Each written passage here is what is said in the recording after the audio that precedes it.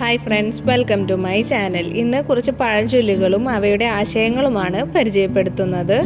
ചുവരില്ലാതെ ചിത്രം വരയ്ക്കാൻ പറ്റുമോ?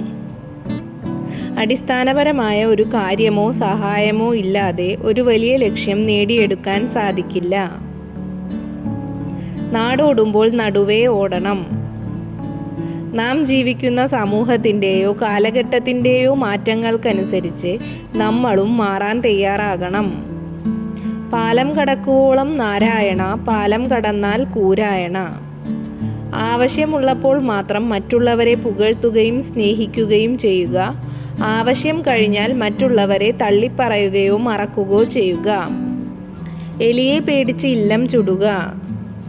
ചെറിയൊരു പ്രശ്നം പരിഹരിക്കാൻ വേണ്ടി അതിനേക്കാൾ വലിയൊരു നഷ്ടം വരുത്തിവെക്കുക. കല്ല് കടിച്ചു പല്ല് പോവുക.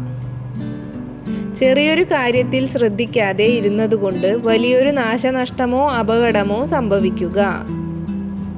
മുല്ലപ്പൂമ്പൊടി ഏറ്റുകിടക്കും കല്ലിനുമുണ്ടൊരു സൗരഭ്യം.